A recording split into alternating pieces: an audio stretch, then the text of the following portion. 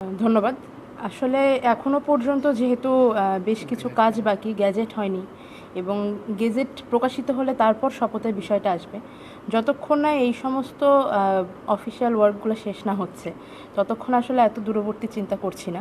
তবে আমি সংসদে থাকি বা না থাকি, আমি আমার দলের প্রতিনিধিত্ব সবসময় করব এবং আমি যে রাজনৈতিক আদর্শে বিশ্বাস করি সেটা সবসময় সমানভাবে ধারণ করব। আসসালামু আলাইকুম। আপনারা জানেন সংরক্ষিত নারী আসনের সংসদ সদস্য হিসাবে ত্রয়োদশ জাতীয় সংসদে জাতীয় নাগরিক পার্টি থেকে 2 জনকে মনোনয়ন দেওয়া হয়েছিল। তার মধ্যে একজন মিস নুসরাত তাবাসসুম জ্যোতি, তার মনোনয়নপত্র 19 মিনিট বিলম্ব হওয়ার কারণে রিটার্নিং অফিসার গ্রহণ করেননি। এরপরে তিনি মহামান্য হাইকোর্ট বিভাগে একটি রিট মামলা দায়ের করেন।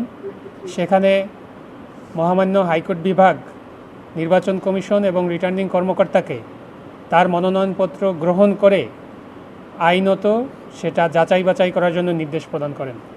সেই নির্দেশনার আলোকে আজকে রিটার্নিং অফিসারের পক্ষ থেকে মিস নুসরাত তাবাসসুম জ্যোতির মনোনয়নপত্র যাচাই বাছাইয়ের জন্য দিন ধার্য ছিল।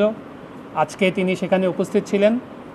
আজকে রিটার্নিং অফিসার এবং উপস্থিত অনেক সার্ভিস প্রোভাইডিং অফিসারদের উপস্থিতিতে এবং অন্যান্য কর্মকর্তাদের উপস্থিতিতে রিটার্নিং অফিসার যাচাই বাছাই শেষে মিস নুসরাত তাবাসসুম জ্যোতির মনোনয়নপত্রটি বৈধ বলে ঘোষণা করেছেন। এখন বাকি কিছু পেপার ওয়ার্ক তাদের দ্বারা আছে। এরপরে তারা যেটা জানিয়েছেন যে এটা তারা কমিশনে প্লেস করবেন এবং কমিশন যদি এটা অ্যাপ্রুভ করেন এরপরে তাদের যথাযথ প্রক্রিয়া অনুযায়ী এটি গেজেট আকারে প্রকাশিত হবে। এরপরে শপথ গ্রহণের বিষয়টি সংসদ সচিবালয় সেটি দেখভাল করবে। আমি জহিরুল ইসলাম মুসা, যুগ্ম সদস্য সচিব। এক দলের পক্ষ থেকে একটি পদের বিপরীতে একাধিক ব্যক্তিকেও মনোনয়ন দেওয়ার সুযোগ আছে। জাতীয় নাগরিক পার্টি এনসিপির পক্ষ থেকে 2 জনকেই মনোনয়ন দেওয়া হয়েছিল।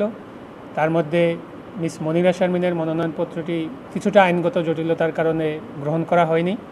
সেটার বিরুদ্ধে তিনি আপিল করেছিলেন, সেই আপিলটিও খারিজ হয়েছে এবং সেটার বিরুদ্ধে তিনি উচ্চ আদালতে তার আইনি যে লড়াই সেটি তিনি লড়ে যাবেন। আদালত থেকে যদি ভিন্নতর কোনো আদেশ আসে সেটি অবশ্যই নির্বাচন কমিশন এবং দল হিসেবে জাতীয় নাগরিক পার্টি সেটি অনুসরণ করবে। ধন্যবাদ।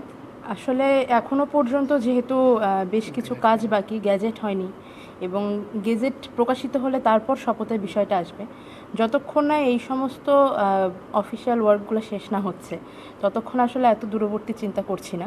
তবে আমি সংসদে থাকি বা না থাকি, আমি আমার দলের প্রতিনিধিত্ব সবসময় করব এবং আমি যে রাজনৈতিক আদর্শে বিশ্বাস করি সেটা সবসময় সমানভাবে ধারণ করব। ওকে।